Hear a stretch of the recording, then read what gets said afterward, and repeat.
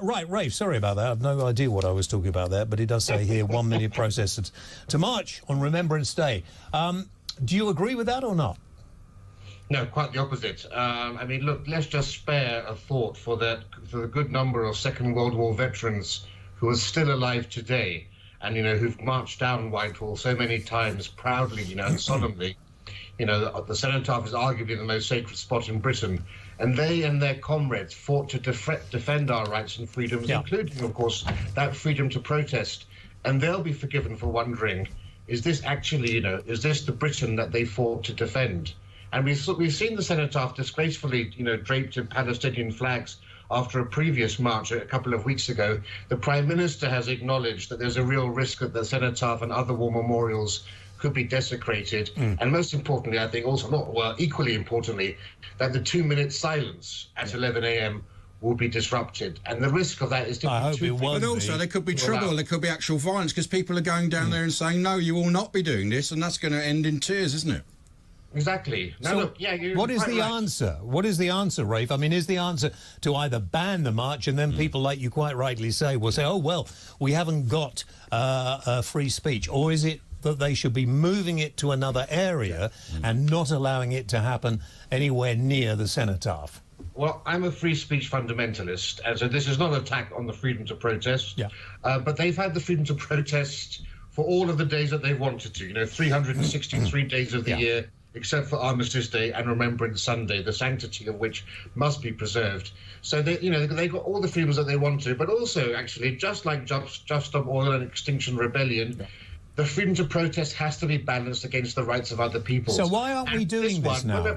If I can just say, what makes this even more important is that we have to also accept the rights of Jews and others to be able to walk on the streets of London without... But it's also anti-British anyway. It's just anti-British. Let me ask you, just as a historian, why have our police become so frightened of minorities?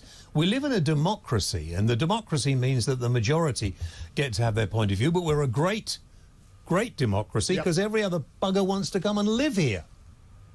Well, whether it be the rape gangs in Rotherham or whether it be this example that we have here, what we're seeing are a police force and indeed all of our institutions that have been petrified by political correctness for the best part of 30 or 40 years. And they don't know what to do. And we've seen clear evidence now over the course of since October the 7th, of the two-tiered policing that we have now in this country, whereby if you protest certain causes, you're treated with kid gloves and leniency, where you're allowed to shout jihad in the streets as a member of a group that's prescribed in many countries in the world.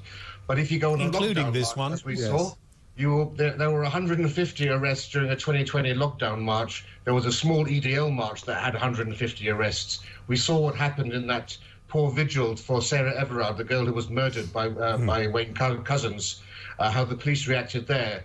With this march, with 100,000 people, we've had no more than 10 people arrested at any of those single marches, and that's a disgrace. When Tracy Oberman, the actress, tweeted about this last week, she asked the policeman why they'd been treating these protesters with kid gloves. She was told, there's simply too many haters. At its root, this is deeply anti-Semitic, and yet the police are emboldening these activists. Why? I mean, you did probably hear of the breaking news we just found that a Met Police advisor led From the River to the Sea chant. A hard-left activist who was filmed doing this is a pro-Palestinian, at a pro-Palestinian rally, is advisor to the Metropolitan Police. I mean, it beggars belief. If you remember the tweets that were coming out from the Met last week, they were choosing to find the most lenient interpretation for this ISIS flag and the jihad, and they said, we have experts here who are telling us... It was weasel words, wasn't it? It was all weasel words. Why have these advisors who are actually the root of the problem? But it goes much deeper, because we have the College of Policing, you have these requirements now in the police to be university graduates. So the type of people who are becoming police officers today are a world away from Dixon or Doc Green. But this is like all our institutions. They've all been captured, and we need to do, like in America when they did the anti-communist things, we need to do anti-woke and get all these woke out of NHS, out of the police, out of the BBC. Should we make... Here's a good idea. How are we going to do it? Should we make woke a hate crime. Well, that's what I mean. We need to root out wokery. The point we were making earlier, Rafe, and nice to see you again, that the reality is this: we have laws already in place. The problem is about enforcement of it. Yeah. So actually, you can still have people marching. There's a fundamental right to protest, and it's a cornerstone of democracy, if you like. But you can impose restrictions. You can dictate the route, the number of people, how long it goes on. You can ban it like they've done in France and Germany, so sensibly. You can deal with that as an appropriate thing. The question is, which we were touching on earlier, is why is it not happening? Rafe, why is it not happening, do you think? Yes, well, remember, this is an operational decision. It's not up to the Home Secretary, it is up to the police. I'm calling for the Chief Constable to quit. What do you think? You're quite well. Yeah, I think the police commissioner has a lot to answer for, because he's a clever man. He understands a lot of these issues. But the way in which you're now seeing they're trying to sort of backtrack and try to be a bit more severe here. But contrast the reaction of our police compared to the French or the German, where they've got hundreds of people arrested and in prison. And and if you look at 81% of British Muslims identify as Muslim first and British second, compared with 46% in France. Why do so many people want to come and live here? Why do all these people who don't like our culture, don't like the way we live, well, they want like to change it, don't dress, they? Why do they come and live here? Well, obviously because they understand that the Western civilization that they loathe so much has advanced the world and has lifted it up and lifted more people out of poverty than anything else. What would happen? But of course, Listen, Ray, there's been no proactive advancement of British culture. Yeah, okay. We had the great policies of the 1980s and 90s, which we embraced multiracialism. Rafe, sorry to be rude, Rafe, but they'll cut me off in a minute. You know what they're like with time on this. What would happen if I suddenly start saying, well, I think people shouldn't be allowed to wear these clothes where they cover themselves from head to toe. You can only see their eyes. I find that contrary to the culture of this country. I don't feel that that is trying to integrate yourself at all, and I think it should be banned tomorrow. If I said that, seriously, all hell would break loose. And yet, that's precisely what we're seeing happening in France and Switzerland and elsewhere.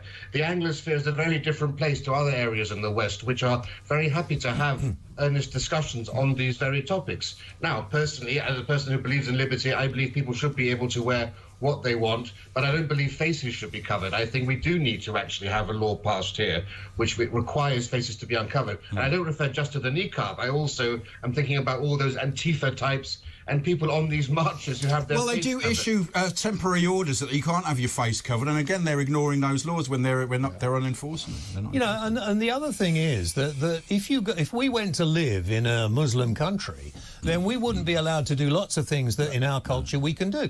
And it's quite. I mentioned this is the third time I mentioned it, but it really does amaze me. You've got a group of people called Queers for Palestine. And if they were to live their life in that area of the world, they wouldn't be living it very long. They'd be locked up. We're one of the most tolerant countries in the world. And Obviously, too tolerant. They would be locked up. They'd be killed. So the whole thing about when in Rome. All right. Last word with Rafe. Go for it, Rafe. We are having our rights and liberties used to undermine our culture and our civilization. Yeah. That's what's happening. And I said many times in many speeches, misogyny, homophobia, anti-Semitism are all on the rise in this country and in London and Birmingham particularly, and no one in the mainstream media is brave enough to point the finger where it deserves to be pointed, and we're seeing why anti-Semitism was on the rise every weekend in this city. We've imported Rafe, thank you very much indeed. We'll talk again, I'm sure. Good to get your point on this.